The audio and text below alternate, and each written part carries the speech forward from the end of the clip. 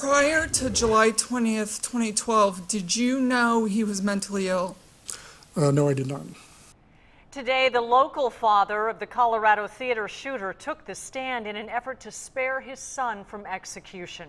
James Holmes grew up in San Diego and could face the death penalty for killing 12 people at a midnight showing of The Dark Knight Rises. And new at 5, 10 News reporter Steve Fiorina joins us on this story. Steve, the defense is trying to make Holmes seem less of a cold-blooded killer in this case. That's the entire point right now, Steve. James Holmes looked and acted the part of a monster when he opened fire with an assault rifle that night. Now this is how he looks today. He's on the far left of the screen in the courtroom right here. He's wearing a beard, sitting quietly as his father, who is on the witness stand, told of his son's childhood. Robert Holmes spoke glowingly of the little boy he called Jimmy. Quote, "He was pretty cute, the first grandkid." The defense showed many pictures, giving the jury a view of an all-American family. Yeah, that's an early picture of my dad and my mom with Jimmy. But beginning at about 8 years old, the cute grandchild showed signs of a troubled psyche. Jimmy threw tantrums, became much more isolated. He had few friends. And as he grew to college age, his facial expressions were bizarre. He was clearly really messed up.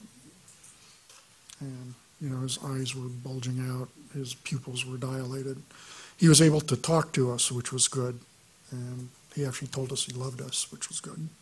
But I could see, something was really wrong with him. When the parents heard about the Batman movie shooting in Colorado, they initially feared that Jimmy had been a victim. Shocked then when they learned that their son was the one who opened fire in the crowded theater, killing 12 and injuring 70. Now, cross-examination of Robert Holmes will resume tomorrow morning. Then his wife, Arlene, is scheduled to take the stand. The defense could wrap up with its case by tomorrow, and then the prosecution will have its turn. Now, if James Holmes is sent to Colorado's death row, he would be number 4 there. That state has executed only 1 inmate in almost 50 years. So even if he's sentenced to death and is waiting in prison, he's just going to be in prison for a long, long time. That's the best odds at this point, yes. All right. We'll Thanks, continue to watch. All right, in Colorado, there are 4 stages the jury must consider when contemplating the death penalty. 1, aggravating factors. This considers the use of weapons. 2, mitigating factors. This considers the character of the defendant. 3, whether or not the aggravating factors outweigh the mitigating factors. And 4, morality. In this last phase, jurors must ask themselves, morally, can I be responsible for this defendant's death?